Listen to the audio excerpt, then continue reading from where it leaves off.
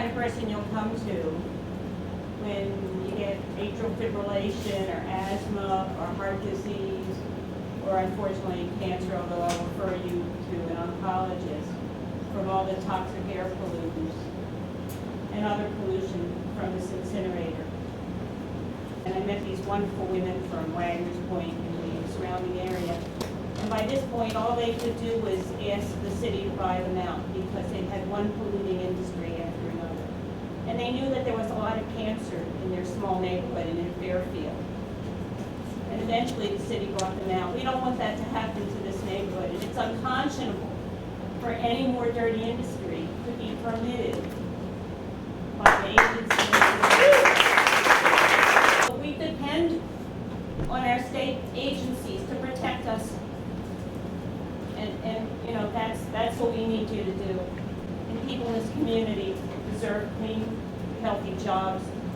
You know, dioxin, you get dioxin, which comes out of the stack from incinerators. When you get it in your fat, men have no way to get rid of it. Guess how women get rid of it? They have babies. We can't let this happen. There is no way this should be permitted. We can't make incineration clean enough.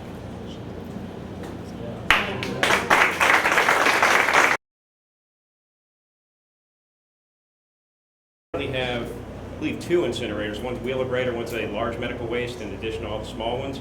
Wheeler-Brader is currently quoting 2,250 tons a day capacity, which comes out to about 800,000 tons a year.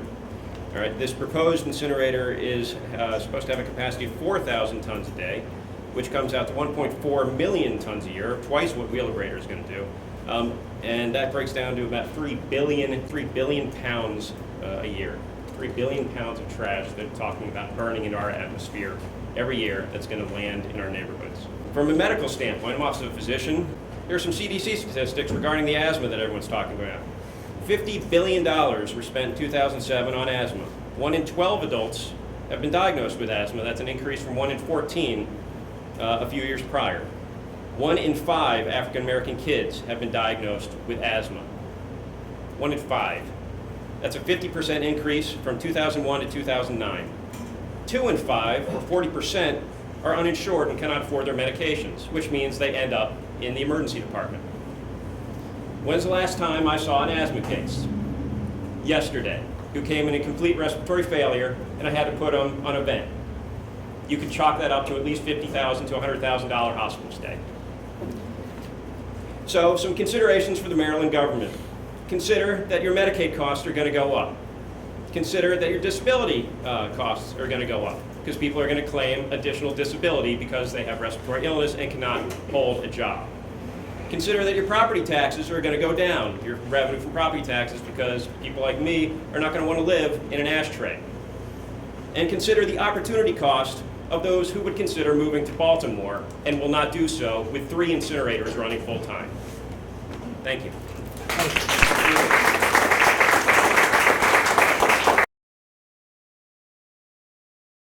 You have air to land to water dispersion plume. In other words, it spreads out everywhere like you're talking about and deposits all these materials.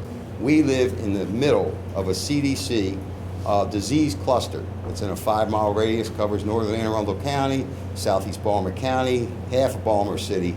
We are also #1 in the state of Maryland, 15th in the nation right now. We used to be 26th, now we're 15th. They are going to be bringing this waste. If you follow a truck down 95 to King George, you know you have a trackable waste stream wherever these vehicles come from to bring this material. The full EIS should have comprehensive triad approach under NOAA and Department of the Interior for coastal zones, which we are in.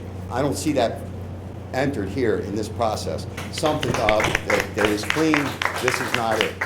And if they haven't built any in 15 years or longer, you know, it should tell us something. Do we really want this here? No. Thank you very much.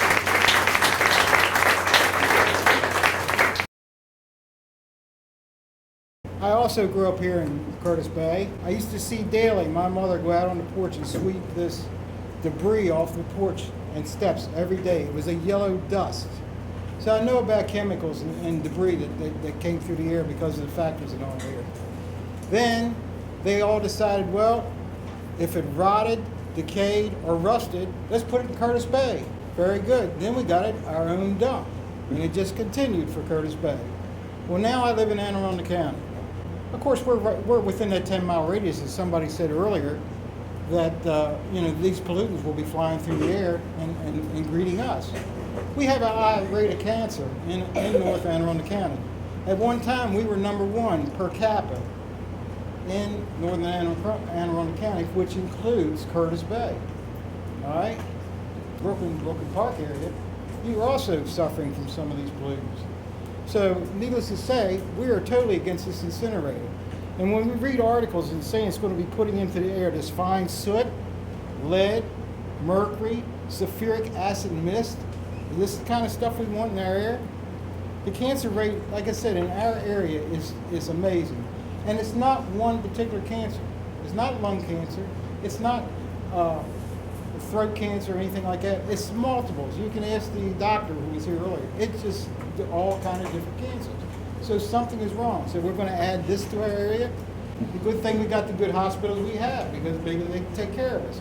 Again, I totally am against, in my community, I'm the vice president of the community of Sun Valley, just down here in northern Anne Arundel County. And we are totally against it.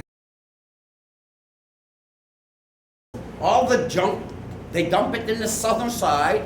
All the rich folks live in the decent air up in the north. So, being a resident, I see the trucks passing through, noise, pollution. So the noise that we got tolerated that, fine, we close our windows, we stay at home. Pollution, we can't, so we don't open our windows. I personally cannot open my windows. I'm in a jail cell, so I have to breathe inside. I have asthma, I never had asthma. I take every medication the doctor here will know. Floridil, albuterol, inhalers in my pocket, nebulizer at home, Singular, ranitidine. There's nothing left except waiting for a carcinogen to get into my body. Charm City, to me, I'm getting ready to just move to a different location. We're paying for what we do like everybody else. So what's the difference between the person that lives in Rockville or Bethesda and me here in Curtis Bay? I don't think that it is a legitimate thing from the politicians to let this go one step forward. Because coming the elections, we're going to take one step forward and we're going to take them out of these offices because our kids deserve a better life. If I die tomorrow, that's fine. But my kid doesn't deserve to be imposed on this environment that's poisonous, to be imposed on him, and he doesn't have any clue what's going on around him except he wants to play out. And I have to deprive him from being outside due to the fact that I know the scientific evidence that's existing outside, and he doesn't, and it's too hard to explain. So I just keep him indoors, comfy. And no matter how tight these windows are, the air is going to get in. You cannot just keep breathing in the box, sealed box. You have to open the door so it's going to get in. So this is a certificate of public convenience and necessity. Whose convenience? The Mahoney's and Energy Answers got the Public Service Commission to waive their usual rules and expedite this permit. Whose convenience? The Mahoney's live in the Virgin Islands. Will they ever suffer the terror of seeing their kid go to the emergency room with an asthma attack? Will they ever suffer the terror of having their child develop a rare cancer? Probably not. They live in the Virgin Islands. Whose need? What need? 2 years into the process, they can't get the waste and they can't sell the energy. But it gets even better. One of the 2 contracts they have for buying the energy is with the Baltimore Public Schools. So we'll poison the kids and we'll get the schools to buy the energy, to provide the revenues to poison the kids. It's just plain wrong. 2 million tons of greenhouse gases. Guess which communities in Maryland get screwed the worst by climate change? Baltimore is projected to have the highest mortality to higher temperatures, higher nitrogen content, and higher air pollution. You get a twofer here. It's a twofer. If jobs are the issues, this is not the way to do it. You can get more jobs in recycling and composting than through incineration and landfill. For every 10,000 tons that you burn or bury, you get one job.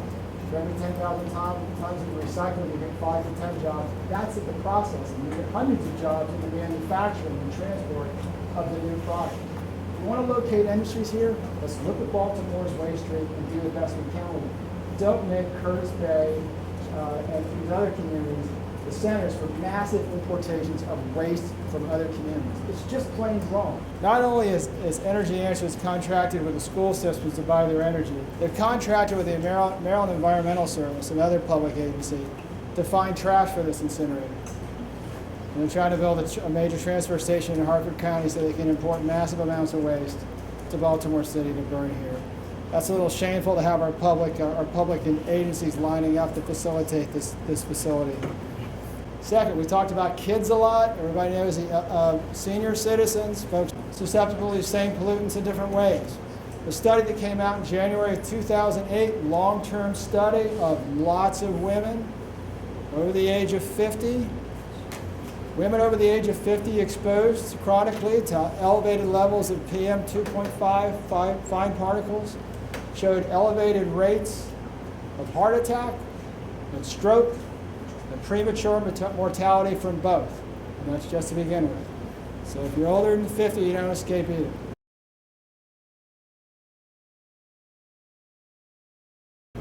Among the many toxins that Energy Answers proposes to inject into the air and water and soil of this community is dioxin. Now I speak as a Vietnam veteran. I've got enough dioxin in my blood, I don't need more. The Vietnam veterans in this community, and I just don't need more. So I offer a modest proposal to the Public Service Commission. And that's simply that should the PSC approve this ill-considered proposal to allow Energy Answers to poison the air, water, and soil and people of this community, that they should adopt the same standard for associating a disease incurred in the residents of the community as the U.S. government does for veterans who served in Vietnam, i.e. any disease that the Department of Veterans Affairs presumptively service connects in Vietnam veterans. Energy Answers should assume the same responsibility and pay the same compensation.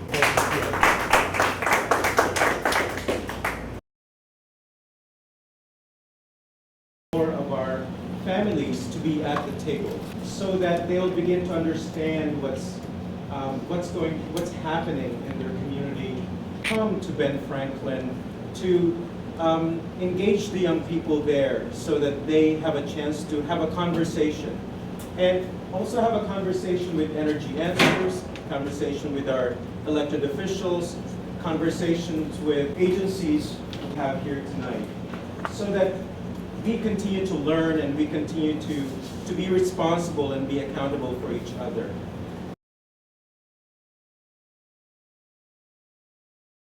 How many people are here from the city council? Was anybody here from the city council? Do they even know? Please note that in the meeting notes. Is anybody here from the mayor's office? It is, somebody said if they knew about the meeting, it is their job to know what the meetings are and for informing us. Is anybody here from the Sun paper? Did you read about it in the Sun paper? Yes.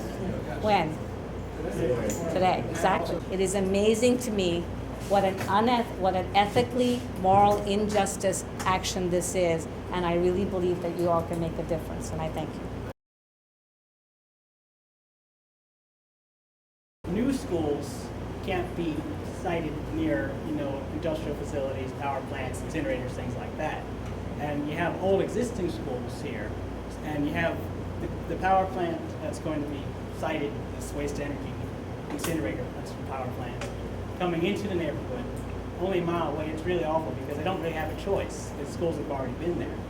And should those schools need to be renovated or relocated, perhaps they'll have to be out of the neighborhood. And if they go out of the neighborhood, where are the kids going to go? The kids are going to have to be bussed over to a new site, or they're going to have to, like the other lady was saying, buy out the neighborhood because it's just too much industrial saturation. And it's definitely a strong environmental justice issue from what I've learned about that. Because there's already a lot of facilities here. It's kind of like further north where they have all those jail and prison facilities. It's just industrial stuff instead. And that's, it's not right to just cluster everything in one spot like that. There's no fair share after a while. And I had considered living in Baltimore because I recently moved. I moved actually into the Linthicum area. And I thought against it because of some of the issues like this, pollution and other things like that. And as other people were saying as well, you want to attract people to come into the area, not push them out or maybe dissuade them from coming in. Although you have the jobs, like was also reiterated, the pollution is not going to outweigh those benefits.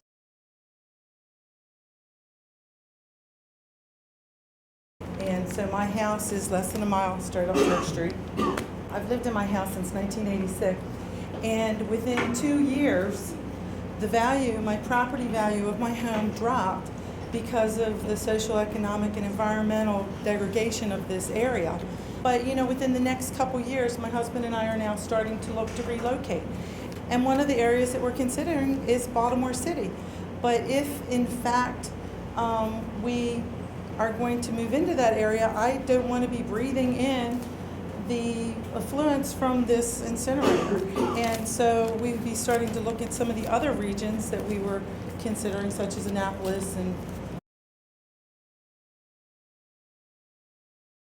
these are our children and our brothers and our sisters that are being impacted by this. And you can't segregate the damage that's being done as to these people and not acknowledge that it doesn't affect us all as Baltimoreans, as Marylanders.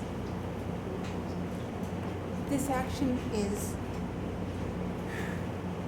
so regrettable, and it just breaks my heart. You just have enough air over a community or in a city, you can bring in trash from perhaps all over the Mid-Atlantic and make Baltimore City the Mid-Atlantic's trash can with 4,000 tons a day. We just don't think that this is a good way to grow our city. I'm from Glen Burnie now. I was able to move out. A lot of my friends have died with cancer. I have upper respiratory problems. How many of us kids ate the snow in here? We did. We all did. I'm just very upset, and I hope that you do not put this incinerator here. And like I said, I'm speaking for these people. I live in Glen Burnie now, and I grew up here, and I'm coming back when their defense. Thank you.